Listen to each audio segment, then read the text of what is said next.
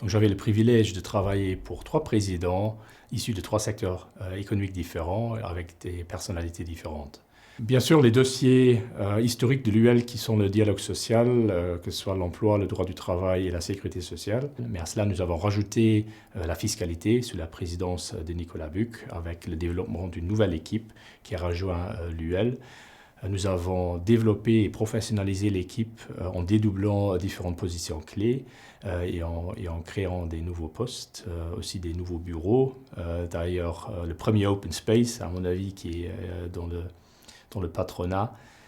Et à côté de cela, nous avons eu des dossiers importants autour du Covid, de la crise énergétique et des tripartites, qui étaient liés entre 2020 et 2023. Et tous ces sujets ont fait qu'effectivement, nous avons développé l'équipe de l'UL et de l'INDR. L'UL a aussi développé la sensibilisation à la RSE à travers l'INDR. On peut passer aux fun facts. Bon, il y en a certainement beaucoup pendant cette période de 6 ans. Pendant les tripartites, il y a notamment la qualité du vin rouge. Et on avait l'impression, mais on n'a jamais eu la certitude, que la qualité du vin rouge qui était servi en fin de réunion, en soirée, était fonction de la satisfaction du gouvernement par rapport à l'avancement des discussions.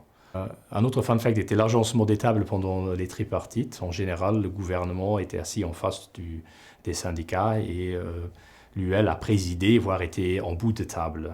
Et comme la négociation c'est aussi psychologique, pendant une tripartite, nous sommes arrivés plus tôt le matin parce qu'on avait vraiment le besoin psychologique de se mettre en face du gouvernement. Et donc, lorsque les syndicats ils nous ont rejoints, ils étaient surpris de devoir de se mettre en bout de table cette fois-là. D'autres fun facts tournaient aussi autour de... il y avait des articles mémorables, des interviews mémorables dans différents médias luxembourgeois ou aussi des couvertures de pages mémorables. Le succès de l'économie luxembourgeoise repose sur une hypothèse qui est la paix sociale. Et ce n'est pas un acquis. Comment voyez-vous le rôle des organisations d'employeurs dans les prochaines années ? Important.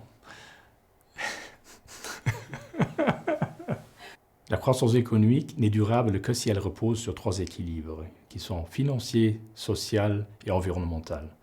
Les organisations d'employeurs ont un rôle important à jouer pour influencer les décideurs et pour fédérer leurs membres. L'union fait la force et investir dans l'UL vous revient moins cher que de ne pas investir dans l'UL. Indispensable, existant, constructif.